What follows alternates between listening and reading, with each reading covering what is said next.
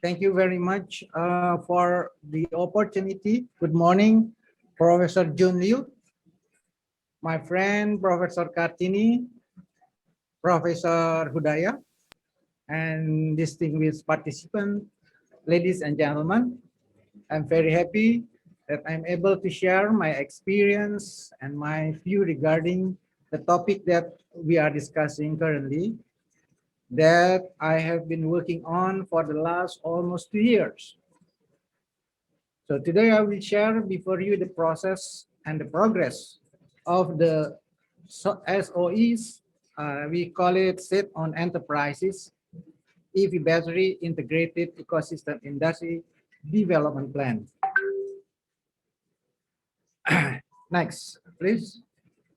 So I think I will cover some of very interesting topics about the backgrounds, why we are interested to the EV battery, and then what is the country opportunity and competitive advantage toward the battery industry. What about the process of development and challenge that we are facing, and I think I will conclude with some closing remarks. Next.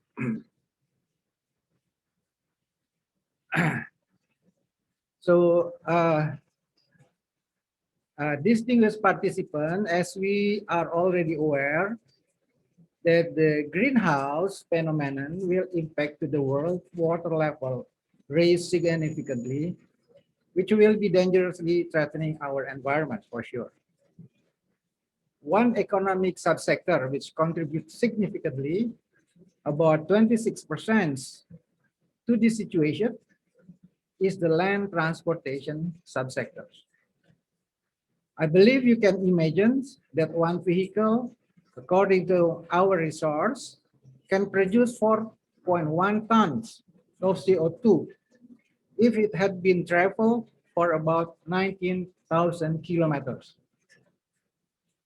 So all nations have been agreed to deal with these situations in Paris 2015, whereby each of them will contribute the best endeavor to cut emission by 50% within 10 years to meet global warming below 2 degrees Celsius above pre-industrial level. Please next.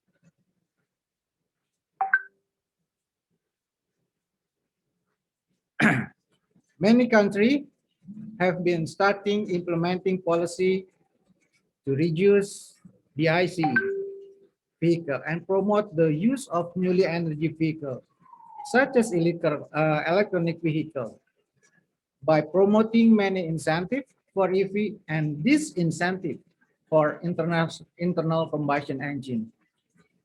So it is predicted that the global passenger EV share will approaching to 57% and ICE reduced to only 43% by the year of 2040 due to the policy. In one EV car, its battery represent of 35% cost of the core vehicle cost, instead of the battery consume a very big amount of nickel metal. I believe this is connected with the previous presentation by Professor Liu. So 60% of battery technology are using NMC chemical technology formula, and it makes highly rocketing raise consumptions of nickel in the world. It is unprecedentedly and never ever repeat again the opportunity for Indonesia, who has the biggest nickel resources in the world. Please next.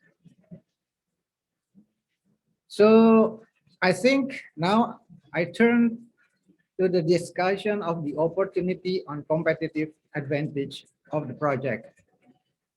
So Indonesia is the 7th biggest economy in the world in 2020 and predicted to be the 5th in 2045. In addition of emerging economy, Indonesia has strong competitive advantage on building an integrated EV industry. Why not? We have adequate mineral to run batteries productions like nickel, copper, mangan, and aluminum. In fact, as I mentioned previously, Indonesia has the biggest nickel deposit in the world. As domestic market emerge, so does the vehicle market. We have potential of 8.8 million units of two-wheelers and 2 million units four-wheelers. It is predicted in 2025. Combining all factors, we have a strong belief that Indonesia has a bright EV manufacturing potential. The EV battery, which contribute approximately 35% of total vehicle production costs, will become a source of competitive supply chains advantage for the country. Please next. So this is another area that I would like to show to you that Indonesia has a strong vehicle industry for years. So we have complete and comprehensive vehicle supply chains, but the car ownership ratio is still small. You can see now only 87 per 1,000 people who own the cars in Indonesia for the time being. So we believe that with EV battery production is available in Indonesia could be one of the attractive factor for OEM car manufacturers to invest in Indonesia. Next. We have projections that the battery demand in Indonesia will grow quite significantly until 2035. Our projection that for the base case scenario, we can produce for about 29 gigawatt hours.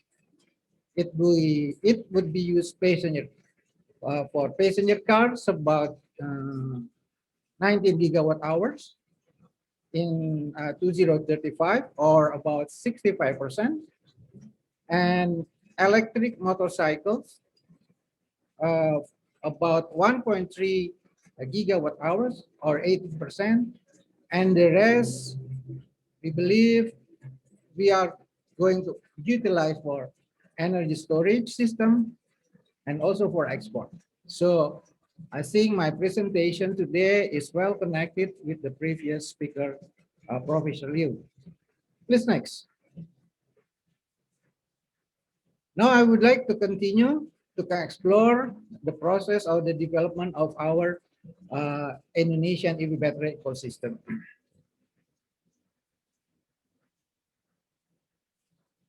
So the government is aware that the said EV battery industry will cover production from upstream activity, starting from mining operations, up to downstream activity, such as the battery pack manufacturing or in form of the cell. Therefore, in order to secure value added generated by battery production can be obtained in the most efficient manner, the Indonesia government established a company named IBC or Indonesia Battery Corporation, which the owner is a consortium of 4 state-owned enterprises, range from upstream to downstream business. Let's say, so we have mining companies, we have oil and gas companies, as well as electricity as the owners of the IBC. So the IBC is naturally a build-up from a complete ecosystem, upstream to downstream by nature of the individual owner. Next. So what is the aspiration for 2025? So we set the goals for 2025, which are, we hope that IBC can be a global upstream player in battery materials. And the second, we hope that IBC can be a global midstream player in cathode materials and being a regional and domestic downstream players in battery and xEV. Next. As I already aware earlier, Indonesia has abundant resources for battery production. So we are confident that Indonesia would become one of key players in global battery industry. You can see from my pictures that we are a number 6 in the world for aluminum. We are number 5 for copper. We don't have graphite. Of course, the nickel is number 1. We are the number 6 in manganese, and of course, we have cobalt. Unfortunately, that we don't have any record first, but we understand that cobalt is the associate with the nickel in the mining ore. Next.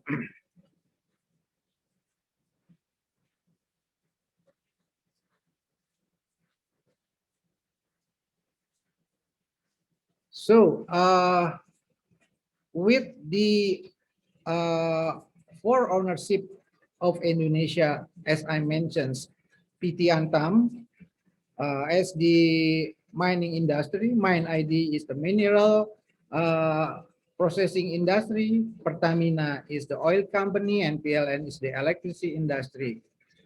We expect that IBC will be a strong company for battery manufacturing. We are beyond battery producing, but also mining and downstream development.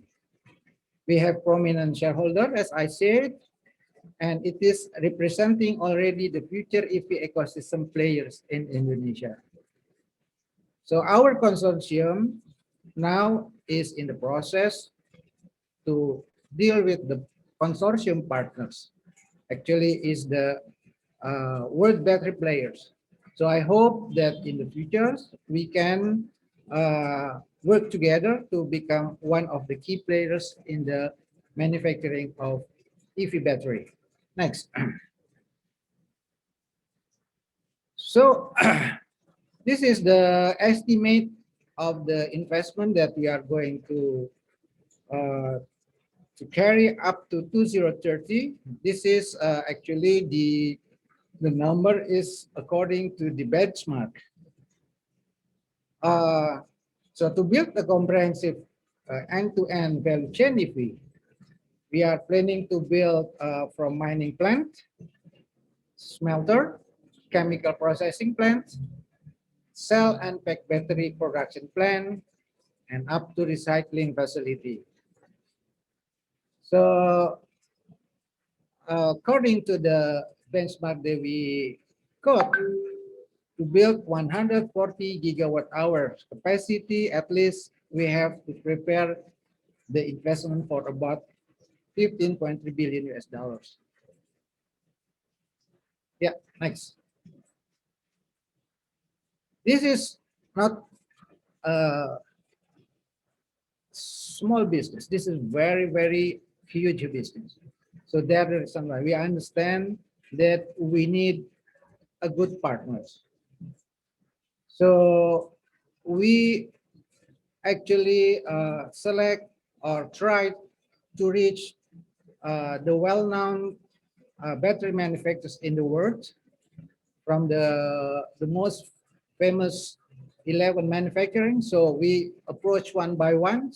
We see how their global footprints, expansion plans, how about their financial strength and investment in the battery space, and also the reputations and a relationship with OEMs, car manufacturers. We understand because we know that for the time being, the demand in Indonesia is not is very small. So that's the reason why one the manufacturing plants already there, we have to understand that we have to export as a balance from the assistance of the current demand of EV battery for the domestic. So we hope that IBC could fulfill on not only domestic market, but also world's battery demand. Next, please, next. So this is the roadmap that we are planning for the next 10 years. Yeah, we hope that we can sign the cooperations today, this year, and start the production next year. Finish the refining and precursor and cathode plant in 2024, and cell and pack we expect can be started in 2025, and then the recycling we hope we can start in 2027. Next. So ladies and gentlemen, my colleagues, in my last part of my presentations, I would like to explore a little bit concerning the challenge facing by our company, IBC. Please. So we understand there are some potential changes. Yeah, even though we have a great potential to achieve the target that we set, but we also should consider the potential risk to face as well. So far, we have already identified potential risks that could be detained if battery, such as market, technology selections, project execution, operations, raw materials, and government regulation issues. From those risks, we realized that only the project executions and plant cooperations are the risk factors that fully under control by the management of IBC. The rest, we have to work hard with many stakeholders to make this project run successful in time and in the cost manners. Next. So this is the challenge from uncontrollable factors. There are many. For market issue, we should take attention at overcapacity problem since it would diminish the price. I think I took a note from Mr. Liu that the price of the battery will reduce by the time. So we have to anticipate to what is the minimum level of the price that we can still afford to have a sustainable investment for the future. So technology selections also play important role on project executions. That's the reason why we select very carefully who is our partners. And wrong decision on technology selections can ruin all the planning as well as the target that we want to achieve. Next. So finally, I would conclude my presentation with some closing remarks. So, as I said, expected that IBC can meet the target as to fulfill the domestic needs into 2023, to become in a global player for battery material in 2024, and to be a regional player for EV battery in 2026. We believe that once IBC become a world-class battery player, we could contribute more than 25 billion US dollar to Indonesia gross domestic production. And we can offer about 23,000 new employments, and also could save more than 9 billion US dollar balance trade. Next. And in the last, we expect we have this very important component in the EV car. So many company, EV car company will come to Indonesia. We hope that we can produce very competitive battery production, so we can Indonesia can become hub for export. Our calculations about 34,000 units per annum into 030 for Asian market. So we believe, supported by strong domestic vehicle industry, we are also targeting that this situation can be fulfilled by time. So distinguished participants and all colleagues, that was my presentations. Thanks for your participation and kindness to join me. Thank you.